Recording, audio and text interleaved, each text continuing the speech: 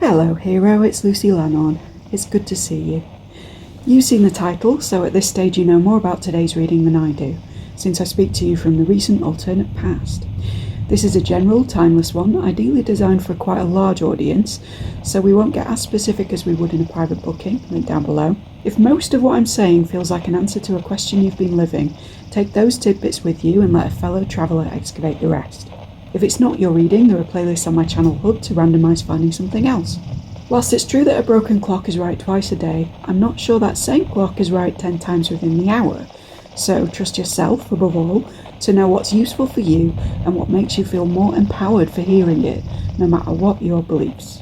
While we're on beliefs, on this channel gendered terms are just a specificity of language to describe energetic tendencies and signatures, solar or lunar inclination in accordance with a hermetic law of polarity, and not any kind of socialisation to buy into wholesale or conflate with the identity or orientation of anyone described. Romantic and spiritual labels used are plucked from lengthy precedent predating any unfortunate trending controversies or engineered cyclical backlash. My dude, around these parts, we don't relinquish the complexity of our full histories. We trust ourselves cognitively to adapt what we consume and see what's healthy and long-term accurate. I'm legally obliged to say this is entertainment in quote marks and that I'm an occultist not qualified in unrelated disciplines to advise on physical and mental health, finances, legalities. You get the picture, you're in charge of you. All my readings are protected and warded by frankly magnificent beneficial forces, though I don't share my custom prep rituals on camera any more than I give out my address. I hope the reasoning behind that is obvious, but you can trust there are zero parasitic or adversarial influences permitted within 100 unseen paces of any signal we patch from the noise here today. So sit back, relax into the shape of your most luminous possible future self, cozy up to imaginal allies, and take in whatever it is you need to hear. If you do like it, this small channel with a big mission very much appreciates subscriptions, thoughtful comments, or donations in order to spread the word and keep the lights on. Now, let's tune that dial.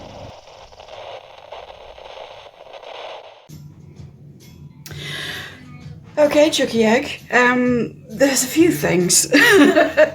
Where do I start with this, guys? There's a lot of confirmations of the same themes, so we may do quite a bit of talking before we step into the literal tarot, as we did in the last one. Okay, let's get to your crystals first, because they kind of lead into the other things. So we had this, which is a, I nearly said labradorite, so that might be something you're wearing. It's not a labradorite, it's a moldavite. And this one, I believe, is a kind of fluorite. I'm not 100% on that. If you do know, let me know, right? But this one is sort of used for psychic stuff. This one is used for speeding up of life stuff. And actually, maybe they should be switched in those roles, because I call this one Mouldy. So because that sort of sounds like Mulder, I want to call this one Scully. There might be something there that's relevant in terms of confirmation. You might be watching X-Files, or there's just that dynamic going on here, and we'll get more into that.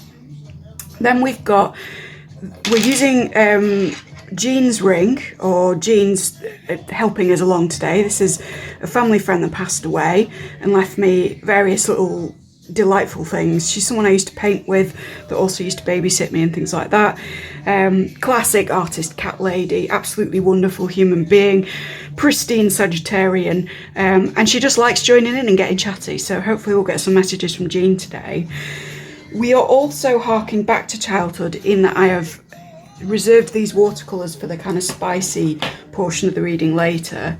And we'll get to that in a bit, but again, that's like my favourite childhood activity. There is a parent-child theme running through this, and I know that I linked in my community thing that reading on the inner child, which was a follow-on from my last one in a very complimentary way from another reader who I believe to be very good. This isn't really about the inner child. I get that actually it's about the father and or fatherhood. So it might be how you relate to that. You might be preparing to be a daddy. We're listening to Zakk Wylde in his cowboy era, who for me as a teenager kind of was the daddy for a bit, right? With my ridiculous flamey cowgirl hat and keep on trucking t-shirts. I sort of left him when he went Black Label, but I really like this era. I don't know whether you can hear any of this. The album's called Pride and Glory as well, so there's stuff here about whether you feel proud of yourself in the same way that a parent would feel proud of you, how to get to the glory, and we've already got a Six of Wands coming in for that. But there is something, yeah, there's something parental, right? Or there's something about a daddy figure. Now, if you came for a love reading, this might be a daddy in a different sense, and we're sort of talking about them, talking about the dynamic. But for most of you, I think that you are wanting to either, depending on, you know, gender preference, etc., etc., step into being a father, or step into the inner father in order to heal what might be some childhood wounds, or what might have been holding you back, or to develop a natural position of fatherliness within a specific social group. Because I think you tend to be, you know, like how when people are out and about, certainly in the UK, we have someone that we call the mother hen, right? They tend to be the person who listens to everybody's problems. They tend to be the person who's not drinking, that drives everybody home. They just kind of do the nurturing of the group. I feel like, again, whatever gender you are and however you identify and all of that sort of stuff, you are the father hen, or the cockerel of the group, if you like. You are the more, I want to say like bolshy, outspoken one, but in a positive way. You're very protective over the group, and this can be work or play, you know. You're very assertive. You kind of lead. You might be a cardinal heavy astrological chart, or you might just be in a natural position of leadership within employment or whatever. There is just daddy vibes with this. I don't want to say dad vibes because we've not heard Biscuit yet, but it might come up, I don't know. But again, we've got the father archetype, and I want to start with this and then kind of move through.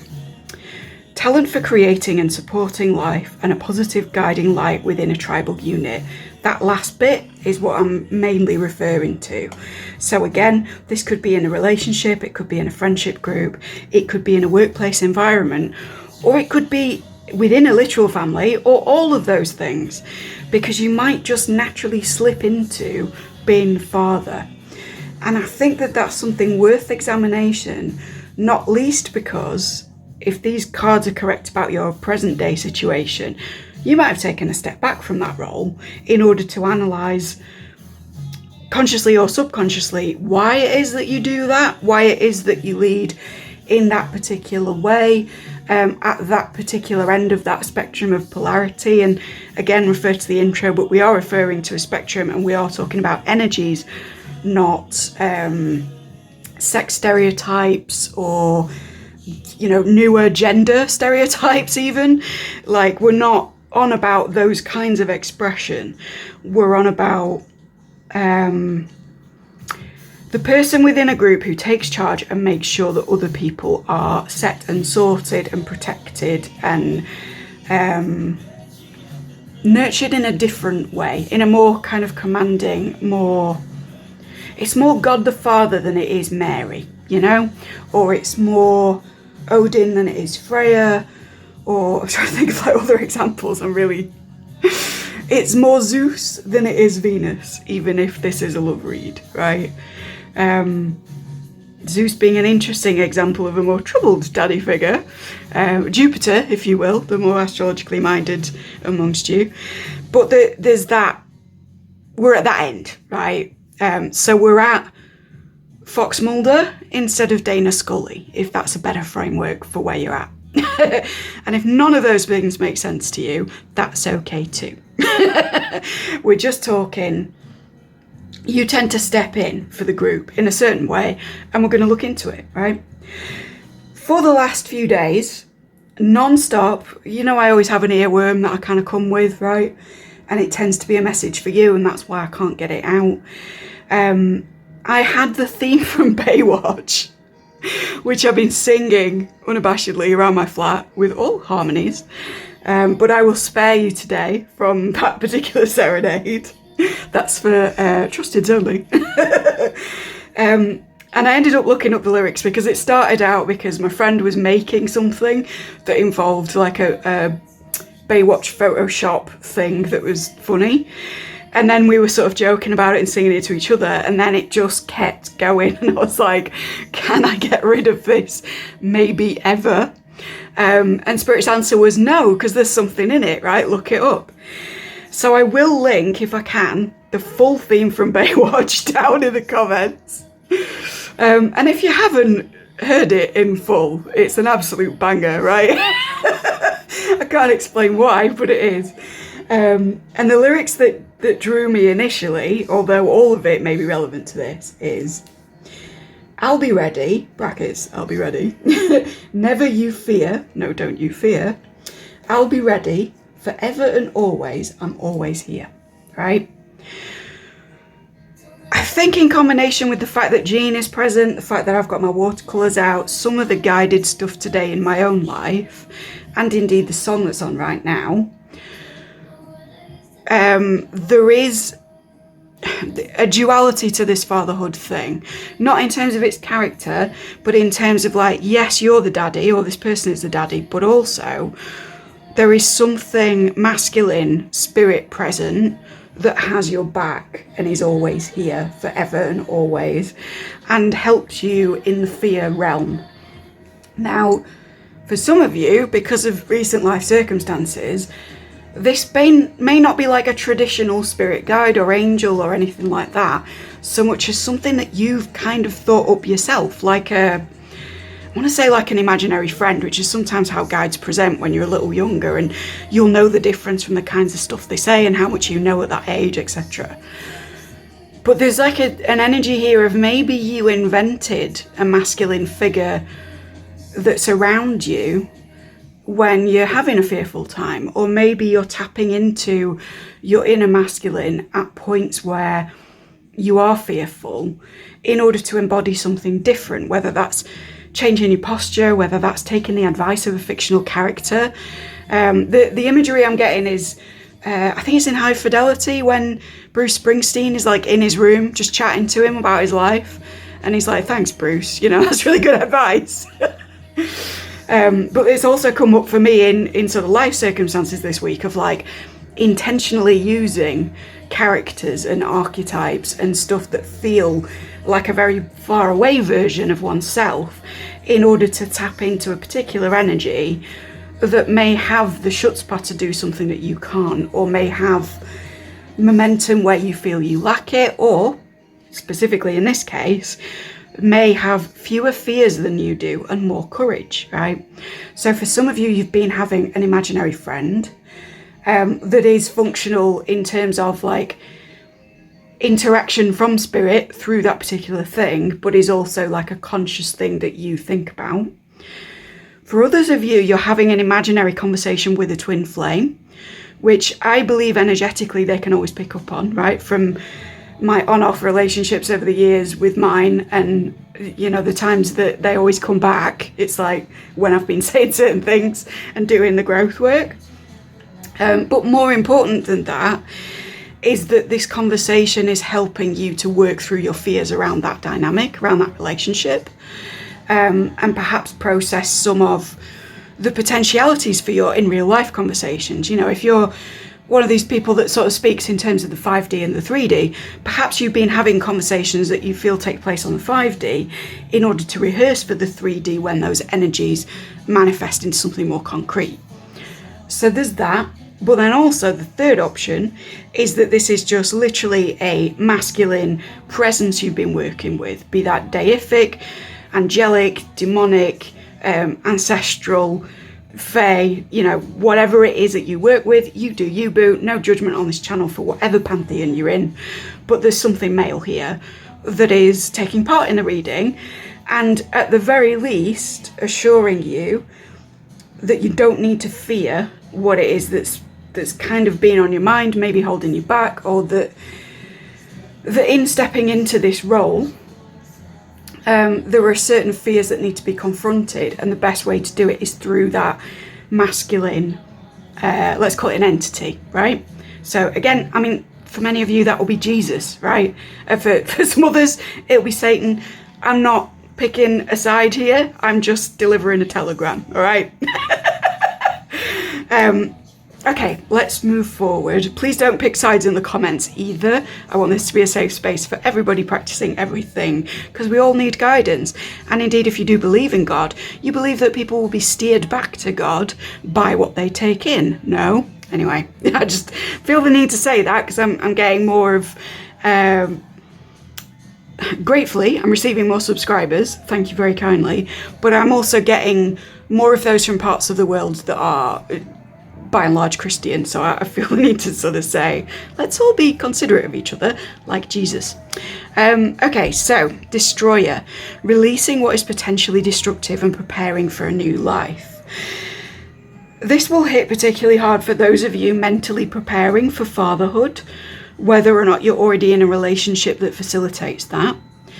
And when we say fatherhood as well, if you are in a same-sex dynamic where you feel that you are more of the protective energy than perhaps the sort of classically nurturing or domestic energy, that is exactly what we're speaking to. It doesn't have to be that you identify as man or as traditional shadow masculine, nasty shadow emperor kind of corporal punishment energy, right? We're not on about negative fathers.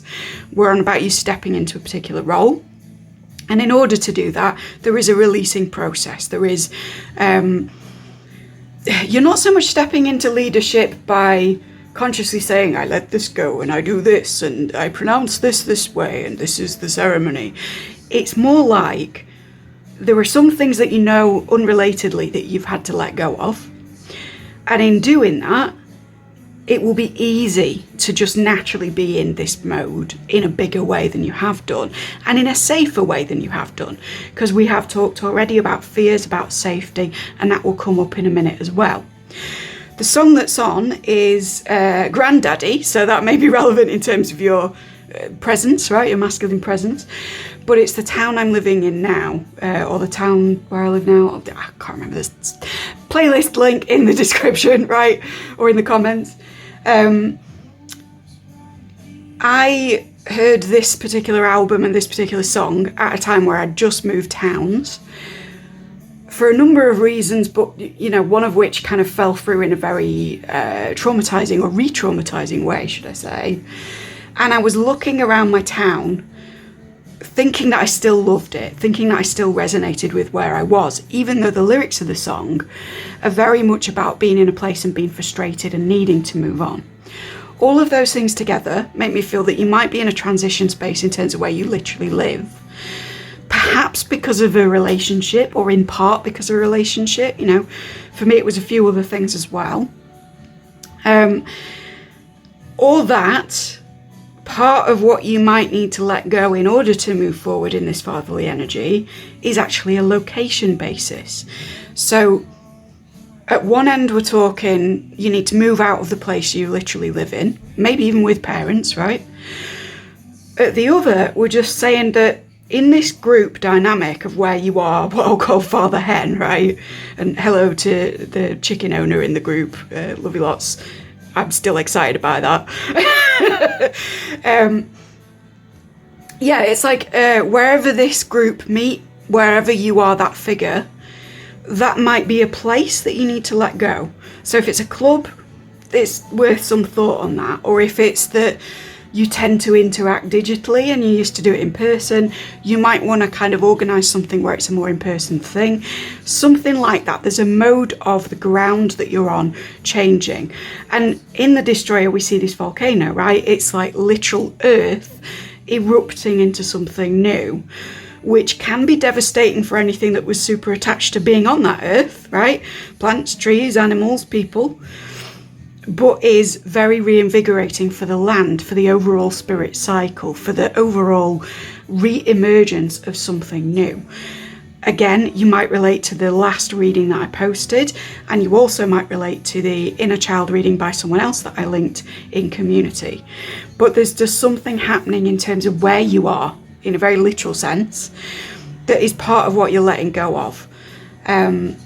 For some, I'm hearing that you were in this masculine, fatherly, protective, supportive role within a group, and that was the correct role for you, but it might be that the group are associated with a fixed location or a set of circumstances tied to a place where you're not. And it is time to keep the role you had in the group, but find a slightly different tribe, you know, because we've got this within a tribal unit here. So it's like, yes, you were doing the correct thing, but you might already have a feeling, if you're hearing this, that you were doing it in the incorrect space or place or group, or that it's kind of, you're past the time of doing it with that set of people and you're into taking it a little bit further, because we've got level up in your DIY cards, right? Okay, King of Hearts or King of Cups in the Bob Ross playing card deck, which we've been using for a few years on this channel and is an old favourite. King of Cups is very much like master of his emotional energies and or domain. He is Lord of the Sea, right? It's very Neptunian, so Pisces may be a strongly relevant thing at the moment. But also King of Cups is very much this like father in the light energy of all of the kings. He's the kind of family guy, right? The family man. And again, when I say family man, the reading that I did doing Hellblazer Bibliomancy might be relevant for some of you. It's just a nod. But Bob says you have unlimited power here. You can do that. You can do anything on this canvas. Anything. And again, we've got an image of the land. We've got a mountain that could have been a volcano or may become one again in, you know, many thousands of years of cycles. And then we've got the trees growing from that soil that was fertilized by this cycle that was happening, right? I know that's kind of a big way to read a Bob Ross card, but it's what it's giving me, okay? You have unlimited power. I think you realized your power through stepping into this masculine energy, or for some of you, meeting a masculine counterpart that we're sort of on about, and seeing their overarching energy mirrored in you. I think if this isn't it, we've just passed a song called Cathedral, and there may be something relevant in that God the Father type thing of you rediscovering faith or tapping back into the sacred masculine through a kind of Abrahamic dialogue, right? Whichever Abrahamic religion. But you've tapped into your power again, essentially, is where we're coming from. Now, it's interesting that we go from Abrahamic because we've got the sound of your voice affects me from head to toe. Very archangelic, no? Be not afraid. But I do feel this is from somebody to you as well. And I think that it's in a positive sense. I think that within this group or this friendship circle or whatever, I'm almost like seeing the voice from Preacher for my comics fans, where it's like, if you say it, it becomes true. That's the final word on the thing, right? And some of you will recognise that professionally, particularly if you're the head of a team or anything. Others of you will notice that whenever you're stuck for like where to go, what to do on a particular day as a group, you will just say something and that will be the final word. And that's part of this, perhaps even subconscious leadership that you hold. So it's recognising that. It's also saying if you did come for a love reading, the sound of your voice very much affects this person. They may be somehow listening to you. It's just a side note, but if you ever left them voice notes, or they've got like a video of the two of you together, or even if you like have a channel or you make music or anything like that, there's something here about the sound of you for this person that's really important. And that's whatever stage of that dynamic you're at, whether you're together, whether you're in separation, whatever. There's something relevant in the song, I'm told. Now, if only I could remember which song it actually is. I feel like is it Blur or Elastica? The ultimate question, right? I mean, it always was Elastica until he nicked it. Anyway, no, it's Blur. Right, so there's something about... your voice may be so compelling that there may be somebody imitating your ideas. I'm not going to be so harsh on Damon Albarn to say full-on copying, right? Because Elastica was its own unit. She's not responsible for all that he did, but certainly pre-Gorillaz, there was a lot of influence there, I believe. And sorry, if you're not an old fogey like me and you don't listen to like ancient Britpop, what I'm trying to say there is that you may have a very influential creative process, or the way that you put things may be an influence on other people in a way where they actually sort of maybe copy it, maybe replicate it, maybe take portions of it and add it to themselves. And I get the feeling that if you're in a connection where this sound of your voice is affecting the other person, it's perhaps that it only affected them sort of later in the process, because at first they were listening to the echoes of you, right? I was listening to Blur, again, as a kid, with this parent-child thing, before I listened to Elastica and realised where a lot of Blur came from. And again, it's not shade because they've been going a long time, they're great, but there's something about that in there. There's also, like, because I am mentioning Damon, or I'll add Damon, with the gorillas thing, there's the people who like Jamie Hewlett because of gorillas, and then there's the people who like Jamie Hewlett because of Tank Girl. And it's very much like one walked so the other, well, one rode a tank so that the other could run. In fact, in terms of Tank Girl, she rode a tank so that Harley Quinn could run, but that's besides the point. There's like a lineage here where you have maybe gone for the like Blur / gorillas people, and you are kind of slowly opening up to, sorry, not you, but this person is kind of slowly opening up to the Tank Girl Elastica. Like, what came first of these ideas, or what? I need to put this better. Sorry, I've had a lot of caffeine. What Spirit is telling me, for those who came for a love reading where you affect this person with the sound of your voice or your output, right, your voice as an artist, is that that's only a recent thing for them, because before that point they were much more enamoured with versions of you from other people that had actually clocked you and gone, right, I'm going to do that. Does that make sense?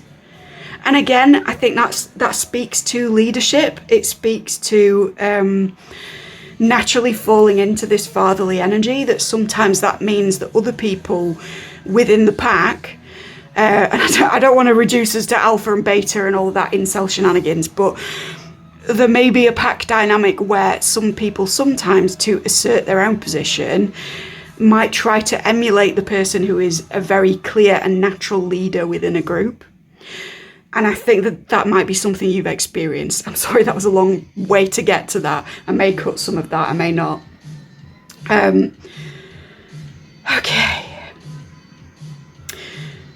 On that, I'm going to link another reading from, I think it was like 2021. It was way back in the channel anyway, when I was posting very sporadically, but I did a competition and rivalry reading about like what gives you the edge, which was inspired by a copycat situation. So that there might be something in that in terms of that, but also I remember one of those piles had a strong father theme, and actually it only sticks in my mind because it's one of the only readings I've ever done that's made me cry while I was reading it. So apologies in advance if you do get that pile, but I think there might be something about those two sets of videos, because they're quite long, that is for you here.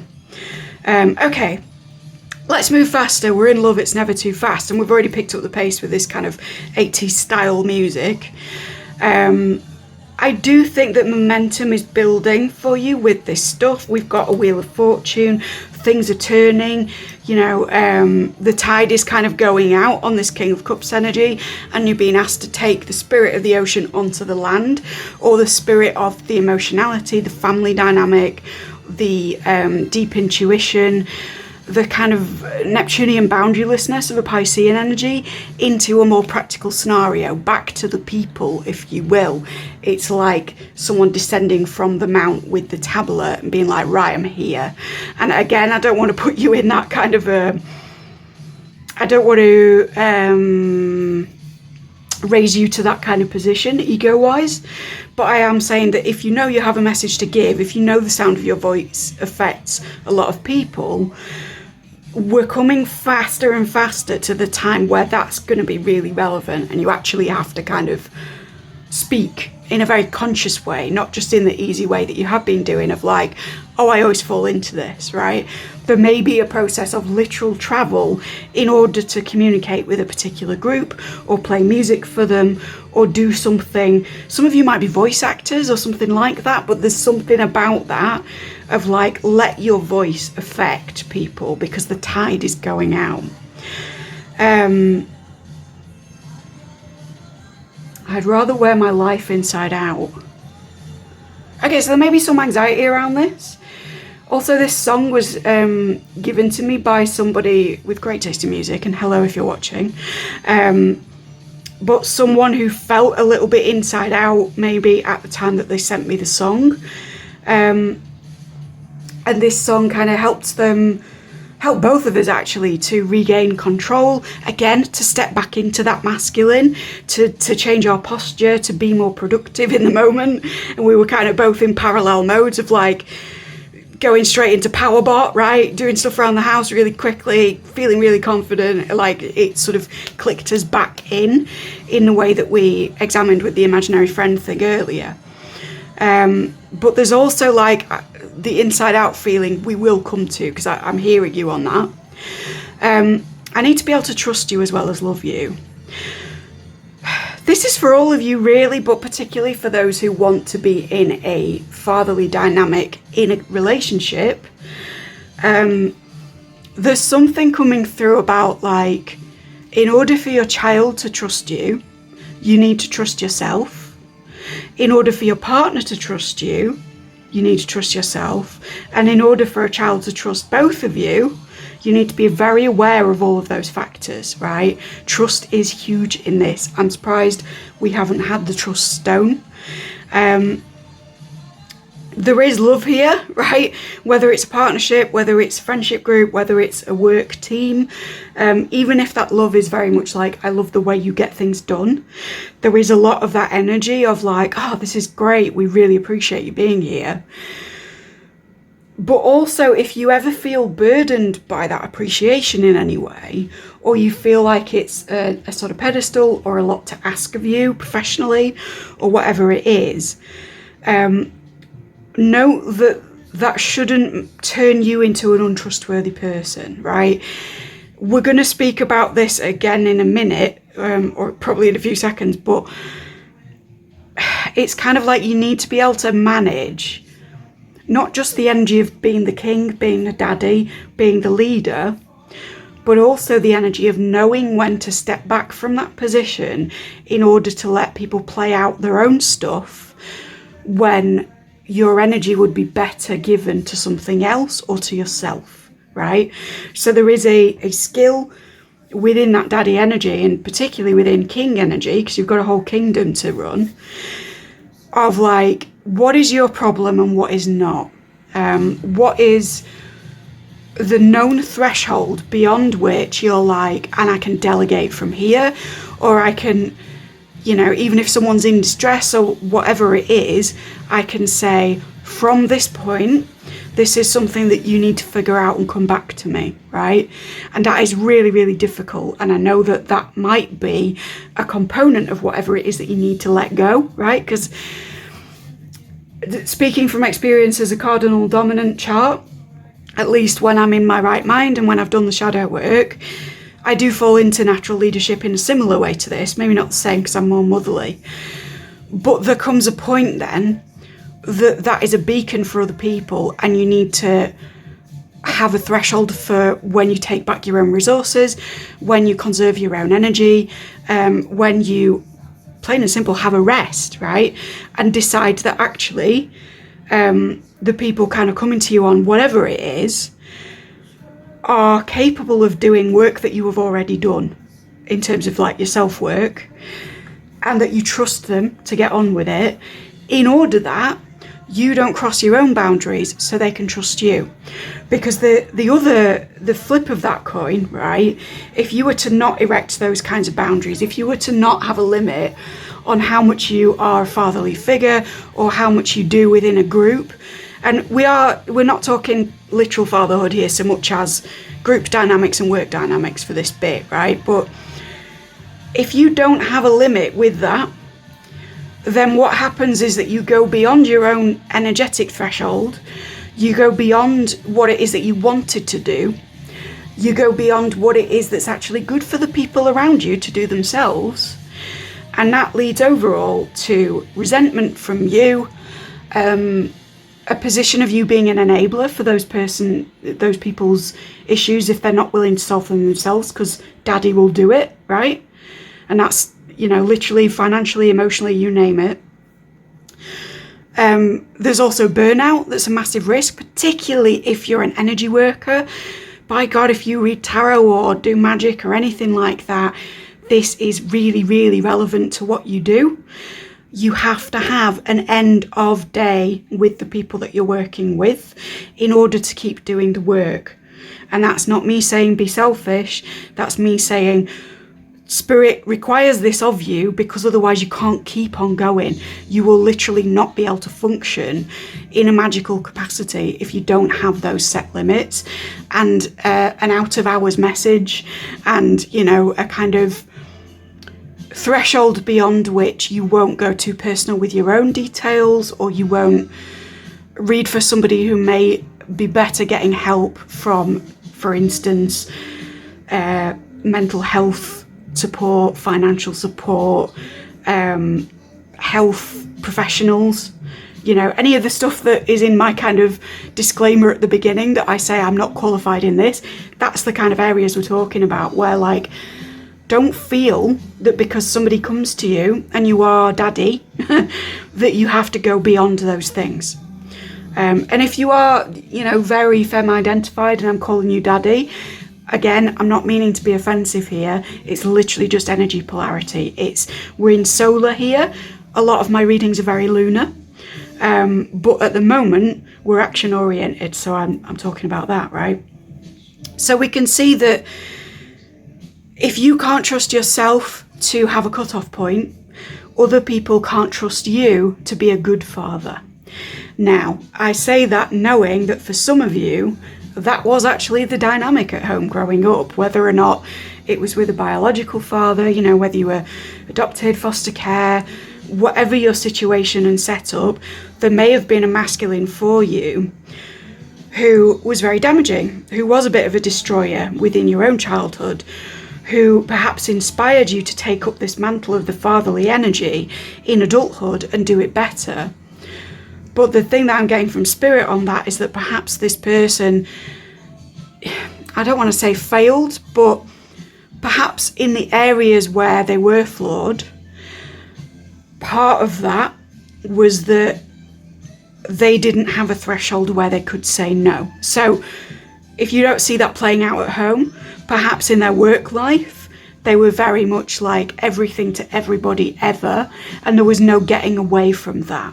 And that's something that Spirit is asking you to not karmically fall into as a repeat generational pattern, right? There is ancestral healing in that. Or, it could have been that at home, they kind of went beyond their limit, considering how much energy they had, how much physical capability maybe, how much emotional capacity, socialization, etc., and that they got particularly snappy or resentful or silent or stonewalling when they passed that mark. Now, saying that is not to say that that was okay. It's not to say that anybody should behave like that, or that it was okay if you were mistreated by a fatherly energy as a result of these kinds of dynamics. This isn't a denial of your pain or a diminishing of what you experienced. This is instead Spirit coming in to say, hey, do you remember that pattern? We can offer that part of the explanation for it was this dynamic here. And it is for that reason that at this phase in your life, hiccups confirmation, we are asking you to step into fatherly energy, partly so that you can learn to draw boundaries and trust yourself, particularly around other people who may need your fatherly energy, either to continue to function or just to function at their best, right? Decide who it is that you help out and who it is that actually just doesn't want to do the growth work. Decide the extent of which the extent to which you involve yourself with a project, and the extent to which you can delegate to other people who are actually experts in their fields too. I'm getting a film director with this as well, so it is a case of like, your crew is knowledgeable, hand some of this over to your crew, concentrate on your job as a director. And that may be literal for some or metaphorical for others. Let me know in the comments, but that's the analogous thing, right? You can't be a Stanley Kubrick if you are also the cameraman, also the props man, also the actors, also the lighting guy, also the cinematographer. You have to be Stanley Kubrick, right? And yes, he works in extremely close, intimate relationships with all of those people, and that's why his films are considered masterpieces. But there's something here about like where that relationship ends and where Stanley Kubrick clocks off for the day and says, I'm going home to sleep. I'm going to trust you guys to make the rest of the Overlook, right? Pretty niche example, but someone needed to hear it put in those terms. Okay, so Wheel of Fortune we've talked about. There is a new cycle approaching. Also with these eels, I think of the eels in The Little Mermaid, and for personal reasons to do with various life-threatening surgeries, I then think of life and death decisions. So it may be that part of you coming into this fatherly mode has been to do with literally supporting other people in order that they live, or in order that they survive at a very basic level.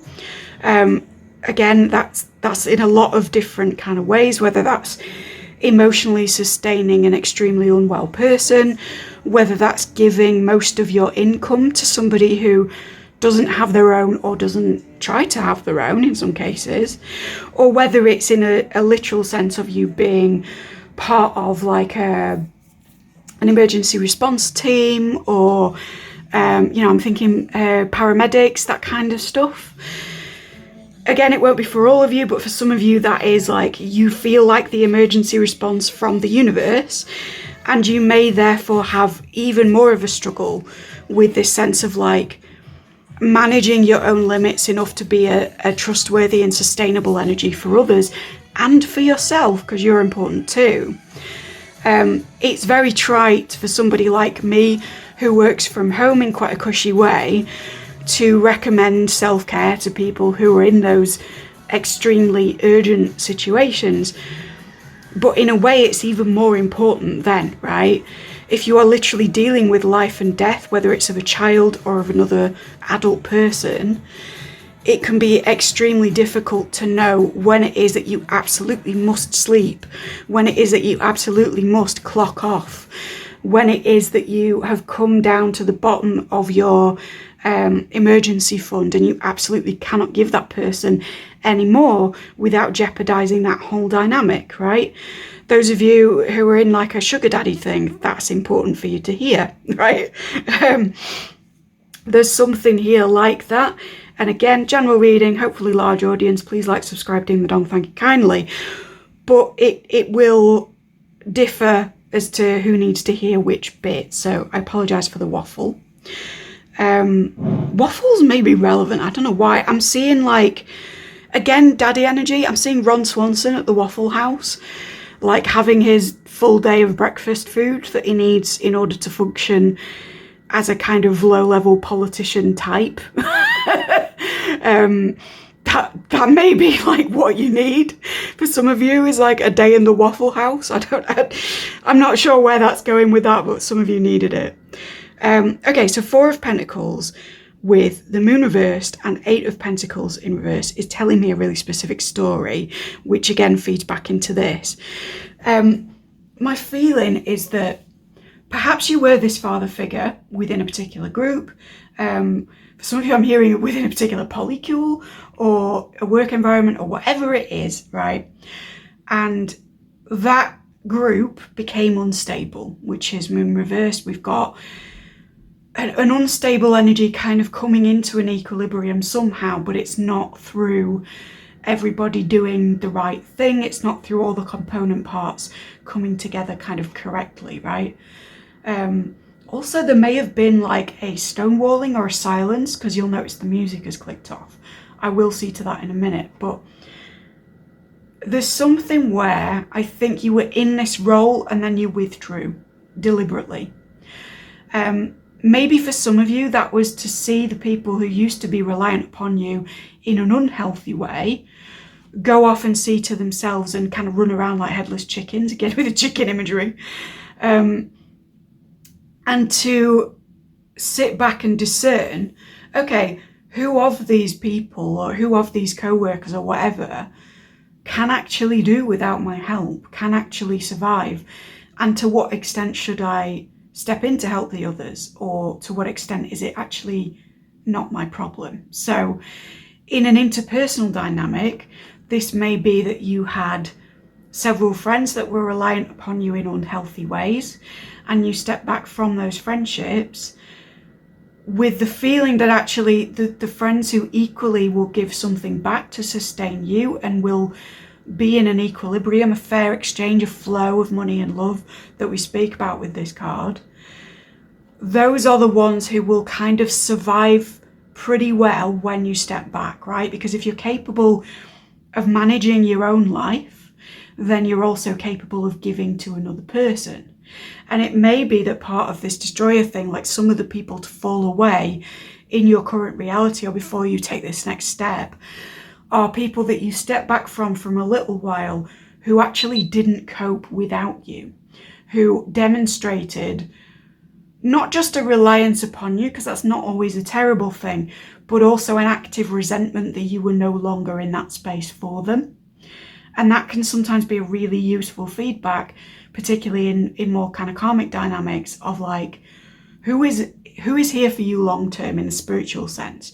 Who is meant to be in your future? Who is, maybe not giving to you in the same way because they might not be in daddy mode, but who is able to accept when you need some time to conserve your own resources, put your money away in a chest, put your heart away for a little while and just spend time to yourself, and who instead ends up running around biting everybody else, howling at the moon, right? Because I think there will have been a stark difference that you'll have noticed. And I think for some of you, it won't be the people that you thought would kind of fall to pieces who did. And therefore there are some very difficult decisions about who or what to leave behind in your world versus how to move forward. Aziz Light, thank you. That might be relevant for someone, I don't know. And then we've got this Eight of Pentacles in reverse, which sometimes can be literally stopping working, or can be stopping working towards a particular goal. So if you had an objective in mind in whatever facet of life, being a dad or running a better business or being a better consultant or being a richer person or a better friend or having more fun, whatever, right? It was like this whole headless chicken thing, and the fact that you felt very tired and needed to conserve your own energy made you step back and made you literally stop working towards it. That doesn't mean that you don't still want this goal. And I think some people may have been interpreting it as that and being like, oh, well, you should put your hammer down altogether. You should take the nails out of your pocket kind of thing. I don't think it's that. I don't think you've left anything behind of what it is that you wanted to become. I think instead you've left the people in that situation or the place involved and entangled in it, from your perspective, to just do what it does, and you've just watched for a bit, right? To go back to the director analogy, it's almost like you're in a position of relative privilege or authority. So what you've done is sat in your chair, sat back, watched what's going on set, watched what's going on, sorry, in the first available images, right? And stuck your headphones on, pretended to be hard at work, and just kind of let other people demonstrate their capabilities. Also for some of you, I'm hearing their level of spirituality, right? Because there may have been people around you, if you are an energy worker, who expressed intention to awaken, to ascend, to climb the ranks of a particular lodge or school, to sacrifice everything in order to pursue a particular spiritual goal for the good of mankind, for the good of the cosmos, whatever, right? And I think that not all of those people have been genuine in their intentions. And you, as a magical person, have perhaps taken a step back to view what their intentions really are in demonstrable ways. So if, for example, you're another reader or someone in the spiritual community, and you've had a lot of people kind of, I want to say, up in your grill about how they're ascending like lightning and they have you to thank, etc., etc., you may have taken a brief pause in order to actually watch those people, see how their lives are working out, see how much work they put into the spiritual life versus how much they speak about what other people are doing, right? See how much focus they put into becoming better rather than speaking on the rank of others. And I hate the word rank as much as you do, but you understand what I mean, right? In terms of people getting past certain repeat karmic cycles or working through particular issues where aspects of self are not integrated, particularly if you train healers, I'm hearing some of you, you have stepped back in order to watch that community and see who's actually doing well. And then you're taking that information almost so that when you restart the work or come out from your kind of cover or take your headphones off and step out of the director's chair for a sec and onto the set, you can pick out the people who have promise or who are being genuine about their intentions and move forward exclusively with them. And kind of the rest of the people around you may have adverse reactions to this because it is the moon, and it's not about the astrological associations of the moon, right? It's about people wilding is what I want to say. It's about chaos. It's very chaos reigns. It's very like when left with their own emotions and when left with the situation that they put themselves in, how do people around you react? Do they thrive? Do they accomplish? Do they come back to you seeing how you've been doing? Or do they rant and rave about how you weren't there? Or get very unreasonable with other people in order to get their needs met? Or do they shirk on the doing of the work and then brag about how well they're doing, right? You've kind of taken this time to just observe that. And that is really, going back to the father vibe, sort of part of being a parent. Like you take care of your kids, you nurture them, you look after them, you protect them, you give them all the necessities, you see to their emotional and affection needs, and you kind of make sure that you are present for whatever it is that they require. But there's also a lot of sitting and watching them when they're playing, when they're interacting with other people, when they're just moving around the room, potentially interacting with things that could endanger them, like objects that might be, I don't know, too hot or too sharp, or, you do a lot of like just standing back and being like, I'm going to wait and see what he or she does. And then I'm going to run in. And it's like, because part of fatherhood as well is standing back enough that a child or a project or a group can experiment safely. Part of engendering safety in another person is to let them do enough of their own thing that they learn safely what is unsafe. I think that's the crux of the reading here. I think you were that figure for somebody, or you are that figure for somebody, and Spirit is urging you to take that step back and just to watch how it is that they interact with the environment. Now, that doesn't mean if you're a literal parent or if somebody's in an emergency situation that you can't run in if they're about to drop off the climbing frame, or if they're about to, turn on the stove while you're not in the room, or whatever it is. obviously you want to come in and protect people if there's stuff that's kind of too big for them to handle. I'm hearing magically, this is very pertinent, right? You may have set somebody a kind of magical or spiritual task, which you know is perhaps beyond their current threshold of knowledge, and it could go badly, and you're on call if it goes badly. But you're trusting them enough that you can let them experiment before that stage. That is the stepping back. So I think maybe we started this reading where you almost kind of had a guilt about stepping back from the role that you were in of taking care of absolutely everyone and everything in a fatherly fashion.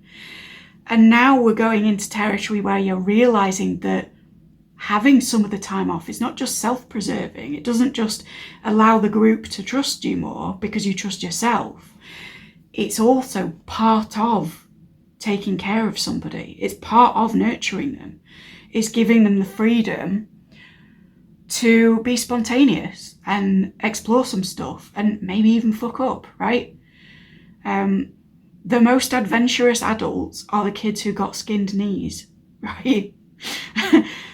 Often the most physically competent are the kids who were a bit rough and tumble. And I say that from a stood back observation perspective as a disabled person who didn't do all that and is now very uncomfortable in their own body, right? Because I didn't just cartwheel through the playground and all that kind of stuff.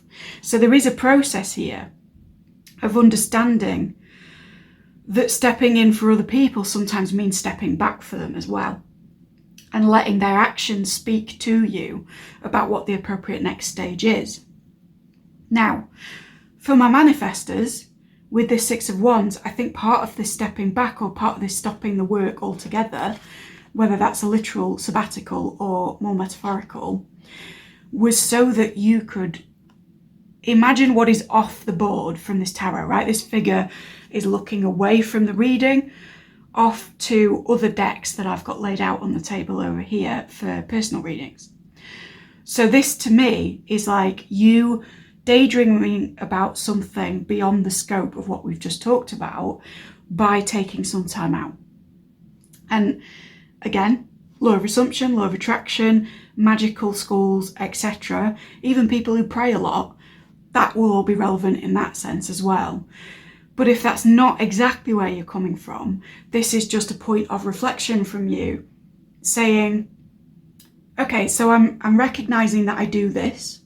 I'm recognizing that I relate to people in this particular way, for better or worse, right? And that it's affected my life thus far in this fashion, and that I probably got it from here, here, and here, and that I want to relate to my own dynamic with a kind of father figure in that way or in this way, right?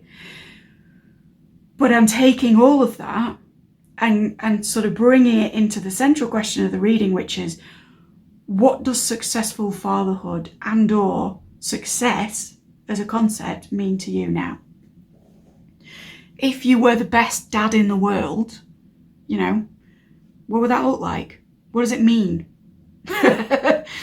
and that is kind of, you do naturally fall into it, but it's almost like it's an unconscious process for you. It's very King of Cups. It's very natural. It flows through that you do destroy potentialities for the group which would endanger them. And you do, provide this guiding light within the unit. But it's almost like, have you ever really looked at that? Have you ever really sort of gone, what does the next stage of that look like for me? What does the level up of that energy, how do they move through the world? Excuse me, hiccups again, confirmation. I'm just gonna pop off to resume the music. I feel like it's appropriate. The day the music died. And why did it die, Double L? Well, it died because, very relevant to our reading prior, I didn't have a device plugged in and the battery literally ran out, right? So plug in to your own stuff and don't let your battery run out with the commitments that you've made to different people and different places, so that you can continue to having the sound of you affect other things. Also, the Hulk Hogan and Andre the Giant song is on. That song, or that fight might be relevant for some of you in terms of like a memory with a dad or something sort of sacred masculine going on. I'm just being pointed to it, right? So briefly for our colours, red hue is like, this is relatively urgent, the situation. We've spoken to that urgency. It's also very pure. It's the thing that you're seeing first, but there are layers under that sight, right? That's sort of, you know, red is the first that we have on the visible spectrum, but there's lots beyond it. There's lots within it. Red also speaks to blood, to family, to ancestry, to healing, all of these things that we've spoken about. And then we've got orange hue. It's interesting that they're both a hue, so they're both the pure, stereotypical, if you like, version of the colour, the kind of primary or secondary bright colour that you first think of, rather than, you know, a pink or a brown or a coral or whatever, right? Orange is, I mean, yes, it's trickster, and we talk about that a lot on the channel, but in this reading, it also speaks to childlike joy, right? And to returning to activities that bring you childlike joy in order to take this space and process things and then have abundance flow through you, back out and back to you, right? The Magic Penny song is very relevant to a childhood thing, and it is giving in order to also receive, to then give, to then receive, to then give, in love, in money, in all things. So I really think this card is actually the most important of your reading in a sort of strange way, but it's almost like everything else weighs in upon what this looks like in its lightest, in its most high vibration dynamic, shall we say, not lightest, because that's a bit, I don't like the visual on that from a spiritual perspective. Speaking of visuals, right, let's get to the next component of your reading, because we are running along admirably in terms of time. If you're leaving me at this point, please do like, subscribe, ding the dong, thank you kindly. I appreciate you being here for this part of the reading today, and I hope that you do consider coming back to the channel or checking out any of the links that I put in the comments relevant to the things we've discussed. And if you're staying here with me, we're going to use these watercolours, as I said, from my childhood in order to do a bit of a like colour in water reading. This box of watercolours is older than my last crush, and that's not me being inappropriate. It's only a 9-year age gap for the sparkly synastry of North Node to South Node opposition, right? But I do feel like it's a bit of a flex. Cougars, not kittens, etc, etc. I just wanted to share that. If you've gotten this far, please pop in the comments, cougars, not kittens, if you are in support of my my lifestyle, I guess. Saying that, I can't get them open now because I have old crippled hands. Just one moment.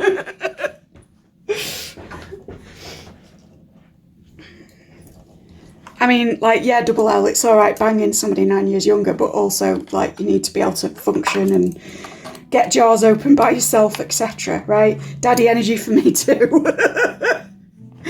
That was me getting ahead of myself and spirit immediately punishing me with how old and frail I've truly become. I also have a coat older than him from my Spice Girl era, but let's stay off that subject now and get into our wash of water, which is going to help us to do this. And we've got the lyrics from Baywatch here because it was a good place to write them down. Yes, I am using an old page of a Hobonichi. Please don't scream and hide your faces. I have so many diaries, my dudes. It's unreal. It's a bit of an addiction. But that may be relevant to you. You may be planning in a literal sense. For those who are wanting to become a father in the truly like traditional fashion, there may be like a time scale that you're working to, or actually, because I was talking about age, because of the song that's on and because of associations of various things, there might be a time scale on that fatherhood, either in terms of your body or somebody else's. So that's something to bear in mind as well. And please don't panic that I'm like dating school children. I am 37. It's fine. Okay. Let's start with red and a sort of orangey mustard, because we got those cards in the read. Sorry, I went straight into channeling mode and quite forgot myself. Okay, left hand, non-dominant. Let's just make some shapes, shall we?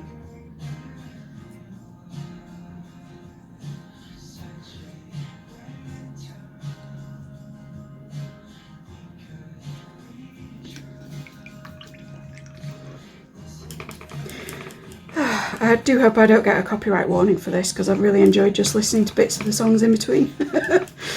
Okay, so this isn't exactly orange, but it's kind of a vaguely ochre yellow, so let's use that.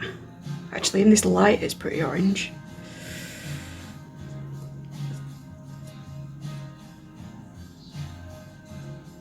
See how the water flowed up there towards that?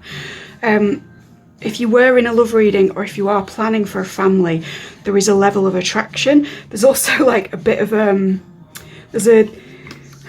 don't know what I can say on YouTube. There is a partially erectile feeling in that, of like, yes, I flow upwards and towards you. It's very phallic. In fact, I'm seeing another phallic shape just there. Let's move on very swiftly from that, but that might be relevant. And I also just subconsciously went to this kind of bluish green. So there is something here about immediate growth, which is very literal to that, but also is about fertility in the sense of abundance, right?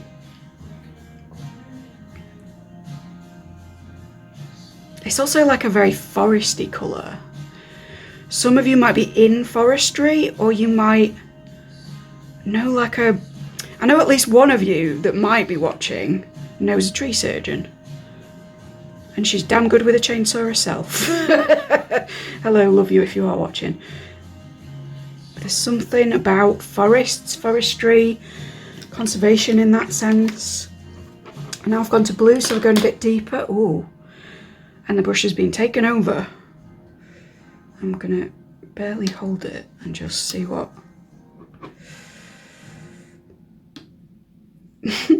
This is like really awkward. Ooh. There's something here like grass shapes forming with the way I'm moving this, so that something about the grass being greener where you water it, not on the other side, right? But if you do associate with having to move locations, let go of something, that kind of destroyer energy, which I do associate with this blue actually, because it's sort of Kali stuff. It's like, are you watering the grass in the correct place, you know?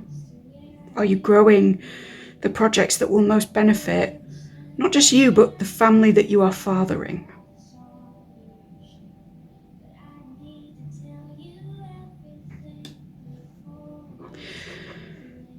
The lyrics were, I need to tell you everything before it's too late, so that might be relevant to someone here as well. All of this is really leading back to something personal in a way that makes me think, let's change colour. Get some new energy in, because if that person's watching, they will know what we mean. But I want to read for all here. For the good of all is something I'm hearing. And then so say we all. Some of you might be fellow Battlestar Galactic fans. I do have a massive Starbuck tattoo, so huge respect if you are. But there's something in that about like Starbuck and Christ consciousness and kind of religious stuff within like a science fiction setting is coming up. I don't really know what that is. And now I'm adding water, so we're adding the emotional to the things we've already spoken about. Let's go in deep then. Let's get into the experiential stuff. I feel frustrated by the fact that I'm using this brush and not the other, and I can only get so much out. So there may have been something about you like processing emotion, but it's only happening a bit at a time, and it's like frustrating for you that you can't fully feel it, right? Someone may have told you to process stuff to do with your father, or to do with this dynamic of caring for other people and how it's affected you over the years, and you like really want to, but it's like you can't get it all out as quickly as you feel that another person would be able to. And part of me is saying that that is because you spend so much time being responsible for other people that you don't just feel, you don't just cry. if you need to cry. I mean, it might be a happy emotion, but it's like, you know, there's all this water, but it's like it can't get out of the bowl quick enough. I almost want to pour this, but I won't, because I have a very nice carpet.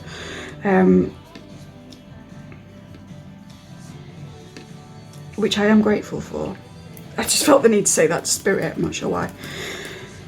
Yeah, I immediately went to a kind of reddish brown, a rusty kind of darker orange. So again, we're getting into that childlike energy, but maybe from a more feminine place. Even though we're wanting to explore the masculine, we're doing so from a feminine lens, because we're adding yin or dark colour to orange to get to this brown, if that makes sense. So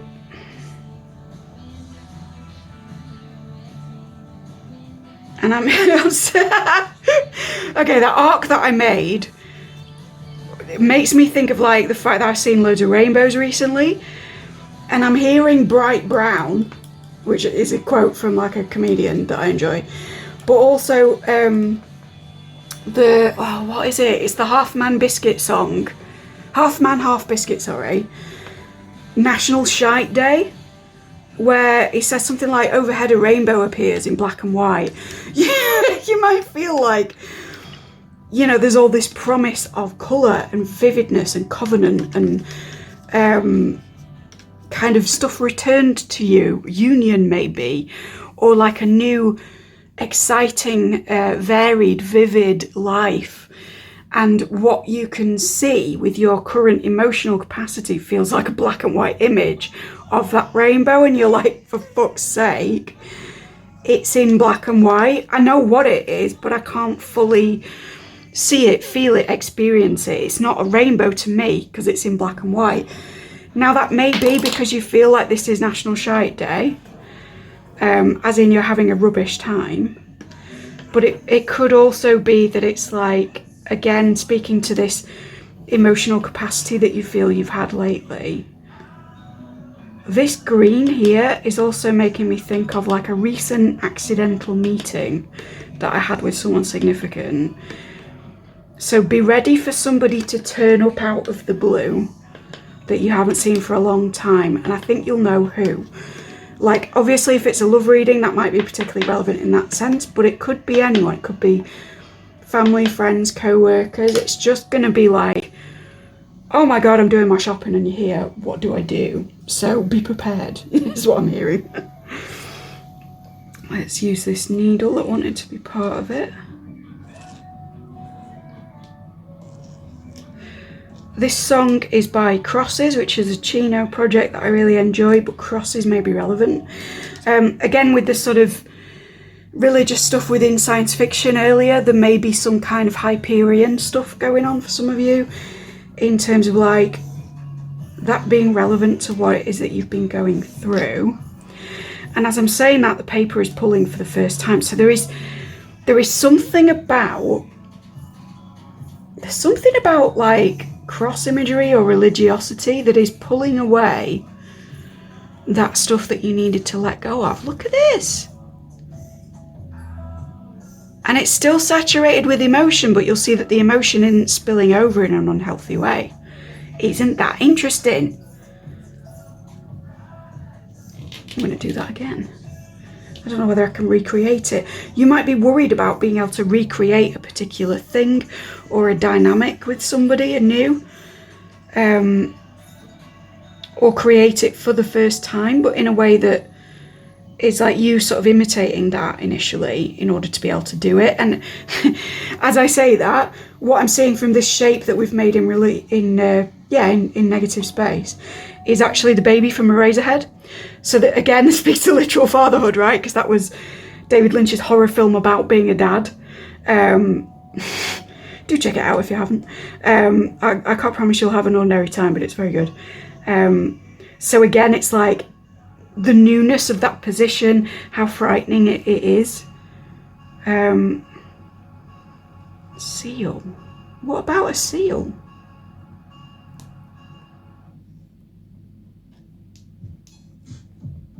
Yeah, I'm hearing you, but I'm like, in what sense? What? Sorry, I'm just arguing with spirit right now, guys. I will be back with you in a sec. Well, with the whole thing? Okay. Right. We're doing something interesting with this, guys. All will make sense in a minute. I'm just going to follow instructions on this. I'm sorry if you were enjoying that flat paper, but we need to do this, apparently.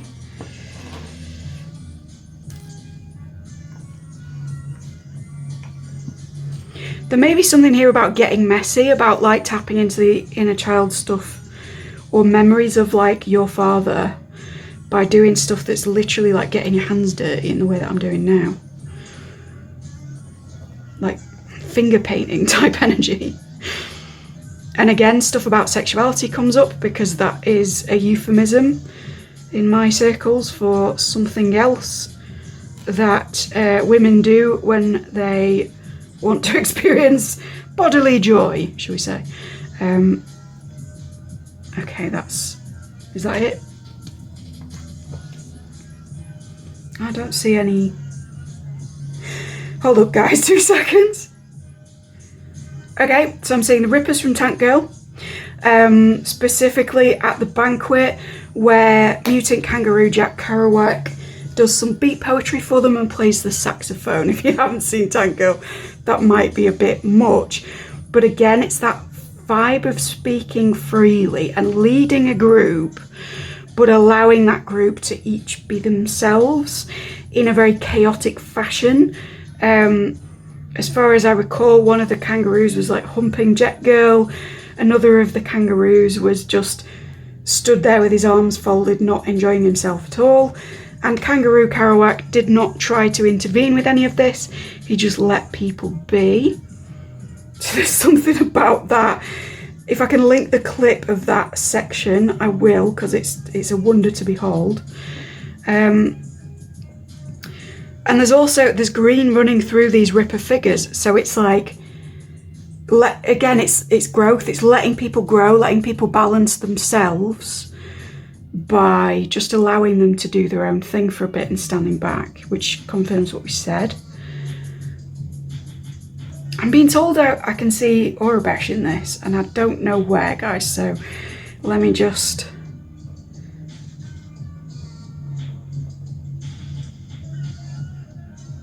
Oh, okay, wait a sec. That's a slash. That's an M. M slash. What's that one? Oh, a G, okay.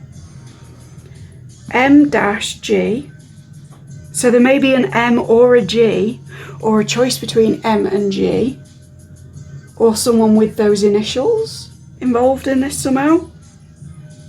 Maybe even a company that's like MG or GM or... And then in here, in my own writing, we have... That looks like an F to me with a L above it. MG, FL, M again, S again, oh, sorry, S. And then these 3 dots look like an exclamation point in Aurebesh. But they also look like a C, you're right. So M, C, G, S, I, F, and another M may be relevant. An S. Sorry guys. That wasn't very straightforward, lads, just saying. I'm seeing a swan here, but like a sort of stylized swan, so there is something about lifelong companionship, but it's done in a way that reminds me of like 80s brutalist corporate art type structures. There's a particular fountain in a place in Yorkshire outside like a central city building that's a bit like this swan shape thing, and it's just like slightly depressing in that sort of corporation Robocop way, but also really fascinating to look at. So there may be like an allegiance to a particular corporation going on for you, or there may be something about being, oh, it's being with a particular corporation all your life. That's what it is, because it's the swan and they mate for life, right? So there's something here about like, are you going to stay where you are for the rest of your days, and kind of play this daddy role, or is there something else to move forward with or from? I'm really making a mess here, guys. I'm enjoying it though. Like, maybe part of this, seeing me doing this visually, is less the message and more the acknowledgement that, like, it's time to make a mess. It's time to just throw 2 sheets to the wind and go for it, and just like have some fun with something, or use the time that you're taking out to think whilst doing something with your hands that is a bit kind of unpredictable like this. The song is Be Stiff by Devo, which is just a masterpiece, I think. But there may be something about working with media that is a bit stiff, like clay or carving into wood. I mean, we mentioned chainsaws earlier, right? There's something stiff going on here, and it's not just the erections from earlier. I do feel like, actually, if you felt blocked in that sort of a way, getting back into like being playful like a kid will help.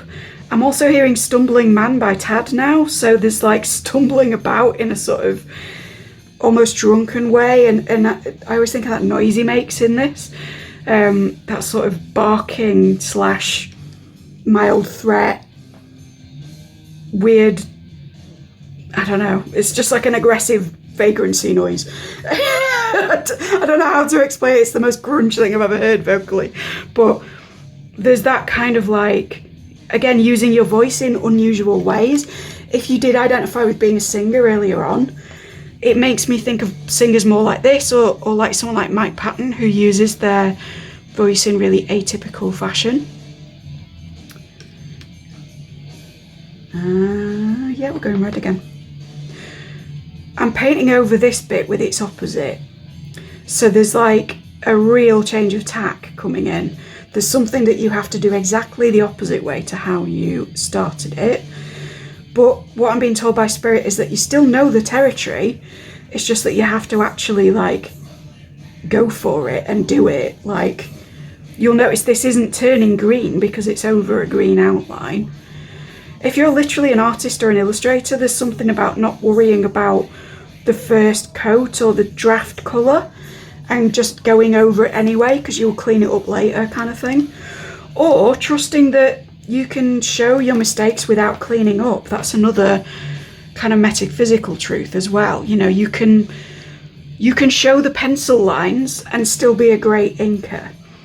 You can make an incredible thing and still show how it's done. And for some of you, that's something you needed to hear, particularly professionally. Like, it's okay to show your work before the final answer. Does that make sense? And because of personal stuff, I'm hearing that for some of you, there is a literal exam or an assignment or an assessment where showing your work is actually part of it. And if you were going to avoid doing that in order to appear a bit more kind of perfect, Spirit is saying, no, show your process as well. Because whoever is marking or receiving that work will appreciate it. If you're another reader, it's time to start incorporating how you got to what you're thinking into your readings a little bit more, so that people can kind of follow along at home and maybe even long term learn to do, not what you do, but to do things in a similar way to what you do. I think part of your like leadership is waking people up to, like, they first copy your techniques and then they learn to do it in their own way for themselves. So there's something there about that, and that fits with the kind of blur elastica energy we got earlier of like, initially you might be sort of taking someone's ideas a bit and then you become your own thing, and that thing might be huge and really beneficial for a lot of people. I'm hearing Blue Bunny now as well, because this looks like a rabbit as well as a mutant 90s kangaroo, so and then let's get down here. I am going to paint all of these before we go, guys, so do bear with me. I'm just told that there's extra stuff to come through. I'm hearing, if this is the right song, is it? Just start up and let me know. Yeah, it is. So this is Not a Daughter by Agoraphobic Nosebleed, which I wouldn't recommend unless you're into that sort of thing. But it's sort of, it's about illness, but it was received by me at a time where I had a bit of a bugbear about some familial stuff, and I was processing what it meant to be a daughter to particular kinds of people in their respective ways. And I think that there's something here about anger release in a familial setting, whether it's the family you made as an adult or whether it's the one you were born into. And particularly if you're a feminine or a femme, there's something here about like what it meant to be a daughter versus what it should have meant, right? Does that make any kind of sense? I don't know why I'm asking you, it's entirely rhetorical, isn't it? But let me know in the comments if it did make sense, that's what I want to say. Also, you may be, because I used to use this to chill out to when I made this playlist about this time last year and was doing a lot of train journeys and working through a lot of quite stressful academic stuff. I used to use this song to calm down, and it was a very non-calming song. It's very shouty and screamy and quite distressing lyrically because it's about someone being very, very ill. There's something in that about like, don't let people tell you what is soothing or appropriate for you. If you are indeed the daddy, then you know what's good for you. You know what calms you down. You know what gets your particular kinds of emotions out. And if it's difficult to express an emotion in one particular way or one particular language, then it's absolutely fine to do that expression in an atypical fashion or to kind of get it out through a different type of thing. This is the first time I've mixed any colours. Isn't that interesting? So there may be like a anxiety with you about mixing one thing with another, mixing one set of people with another, one area of life with another. Spirit is telling me that you are right on that, but what it requires is your daddy energy, your leadership, to reassure both groups that actually everything is groovy. I'm giving this one dots. Why am I doing that? If your skin's been bad recently, I'm being told that is like partly an emotional thing, and to take care of your emotions first, and anything physical that's been happening will clear up. For some of you, I'm hearing as well, it's not like a skin issue in terms of like acne or something, but it's like maybe shingles or something stress related that's caused a rash. It's just for some, but it will clear up. And now that I've done that, that looks like fly agaric. So again, Magickal Collective, howdy doody, hit me up in the comments, particularly if you make flying ointment or anything like that. Okay, I think that's it because we've muddied the waters here quite considerably and we've painted all of our figures. I should probably clear up this table ready for my next read, but I hope that was useful to you. If it was, please like, subscribe, ding the dong, thank you kindly. I hope to see you in the next one, but if I don't, you are in fatherly energy. You can absolutely take charge of your circumstances, and not only that, it will be the best for everybody involved when you step into doing that in a healthy and boundaried way that acknowledges your own relationship to your fatherly figures, and allows for a new flourishing and exploration in those within your care, under your arm or under your gaze. Take care.